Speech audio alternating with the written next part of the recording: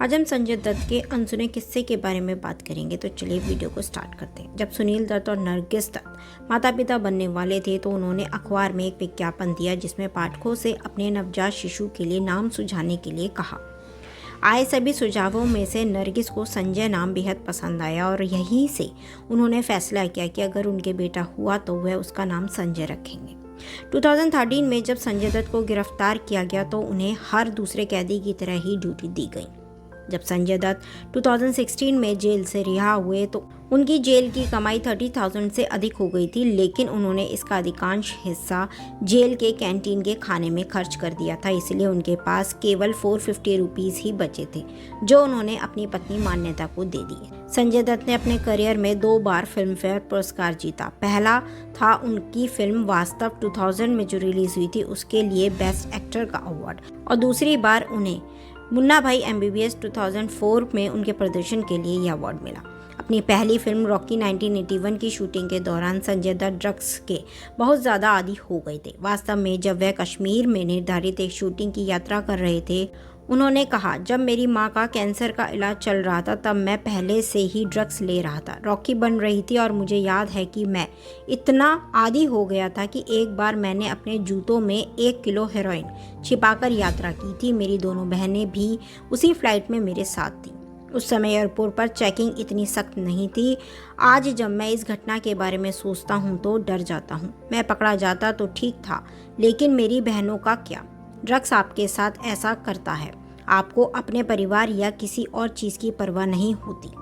उन्होंने अपने कई इंटरव्यू में यह बात कबूली है कि अपने करियर के शुरुआती दौर में वह शूटिंग के दौरान भी नशे में रहते थे। संजय दत्त ने पहली बार सिगरेट तब पी थी जब वह सिर्फ 9 साल के थे। संजय के पिता सुनील दत्त अक्सर दत्त निवास पर पार्टियों का आयोजन किया करते थे। सिगरेट पीते हुए पाया, जिसके बाद वे उन्हें एक कमरे में ले गए और उनकी जूतों से पिटाई की। संजय दत्त ने मुंबई के एल्फिंस्टन कॉलेज में दाखिला लिया। कॉलेज के दिनों में ही उन्हें भारी मात्रा में ड्रग्स की लत लग गई थी। संजय दत्त ने कॉलेज में ही मन बना लिया था कि वह एक अभिनेता बनना चाहते हैं, क्योंकि वह इसे एक आसान काम मानते थे। जब उन्होंने यह बात सुनील दत्त को बताई तो वह बेहद नाराज हुए। सुनील दत्त ने समझाया कि अगर अभिनय इतना आसान होता तो हर कोई इसमें अपना हाथ आजमा लेता। उन्होंने संजय को फिल्म करने से पहले 2 साल की ट्रेनिंग के लिए मजबूर किया। संजय दत्त की पहली फिल्म रॉकी 1981 की रिलीज के दौरान नरगिस का कैंसर बहुत गंभीर अवस्था में पहुंच गया था। अभिनेत्री की आखिरी इच्छा अपने बेटे को बड़े पर्दे पर देखना थी। दुर्भाग्य से रॉकी की रिलीज के 5 दिन पहले ही नरगिस का निधन हो गया। रॉकी फिल्म में साथ काम करने से पहले संजय दत्त और टीना मुनीम दोनों अच्छे दोस्त थे। हालांकि फिल्म की शूटिंग के दौरान दोनों बेहद करीब आ गए थे। वे लगभग 2 साल तक डेटिंग करते रहे, लेकिन टीना मुनीम ने आखिरकार दत्त की शराब पीने की आदत के कारण उनसे रिश्ता तोड़ लिया। रॉकी की शूटिंग के दौरान संजय दत्त ने एक आदमी को टीना मुनीम को परेशान करते हुए देखा। गुस्से में संजय ने उस व्यक्ति को सार्वजनिक रूप से पीटना शुरू कर दिया। बाद में उन्होंने कई इंटरव्यू में खुलासा किया कि उस समय वह युवा थे और टीना को लेकर बेहद पॉजिटिव थे। इसलिए जब उन्होंने एक आदमी को उन्हें परेशान करते देखा तो वह खुद को नियंत्रित नहीं कर पाए। संजय और टीना के ब्रेकअप के बाद वह ऋषि कपूर के साथ एक फिल्म की शूटिंग कर रही थी। फिल्म की शूटिंग के दौरान अफवाहें उड़ने लगी थी कि टीना मुनीम का ऋषि कपूर के साथ अफेयर है। अफवाहों को सुनकर संजय दत्त ने ऋषि कपूर को उनके ही घर में पीटने का फैसला किया। वह अपने दोस्त गुलशन ग्रोवर को भी अपने साथ ले गए। नीतू कपूर के हस्तक्षेप के बाद संजय दत्त घर से बाहर निकले और ऋषि कपूर को उसके गुस्से से बचाया गया। गुलशन ग्रोवर ने कई इंटरव्यू में यह बात कही थी कि यह सच है कि संजू का उस समय टीना मुनीम के साथ अफेयर चल रहा था और उसे लगता था कि चिंटू, जैसा कि ऋषि को उसके दोस्त बुलाते हैं, का भी उसके साथ अफेयर चल रहा है। संजू और मैं भाई की तरह थे और उसने मुझे एक दिन कहा हमें चिंटू के घर जाना है और उसकी पिटाई करनी है। हम ऐसा करने गए, लेकिन उसकी मंगेतर नीतू जी हमें समझाने में कामयाब रहीं कि चिंटू ऐसे किसी रिश्ते में नहीं है, इसलिए हम चले गए। संजय दत्त ने एक बार बताया था कि वह एक दिन ड्रग्स लेकर सो गए और 2 दिन बाद जागे। यह वह समय था जब उन्हें एहसास हुआ कि अगर वह अपनी लत से छुटकारा नहीं पाते हैं तो उनकी मौत तक हो सकती है। इस बारे में संजय दत्त ने बताया था कि एक दिन मैंने हेरोइन ली थी और मैं सो गया। कुछ देर बाद जागा और मेरा नौकर मुझे देखकर रोने लगा और कहने लगा कि बाबा आप 2 दिन बाद जागे हैं। मेरा चेहरा भीग चुका था और मुझे पता था कि मैंने अभी खुद को नहीं रोका तो शायद मैं मर जाऊंगा। इसलिए मैं पिताजी के पास गया और उनसे मुझे बचाने के लिए कहा। उन्होंने मुझे एक प्रसिद्ध अस्पताल में भेजा और उसके तुरंत बाद मुझे अमेरिका के रिहैब सेंटर में भेज दिया गया। रिहैब के दौरान संजय ने फैसला किया कि वह फिर कभी इंडिया नहीं लौटेंगे और अमेरिका में ही कोई बिजनेस करेंगे। हालांकि उनके पिता ने जोर देकर कहा कि उन्हें अभिनय को एक और मौका देना चाहिए और संजय मना नहीं कर सके। रिहैब से सिनेमा में वापसी के बाद संजय दत्त ने 2 फिल्मों 2 दिलों की दास्तान और जान की बाजी 1985 में अभिनय किया। ये दोनों ही फिल्में बॉक्स ऑफिस पर फ्लॉप रहीं।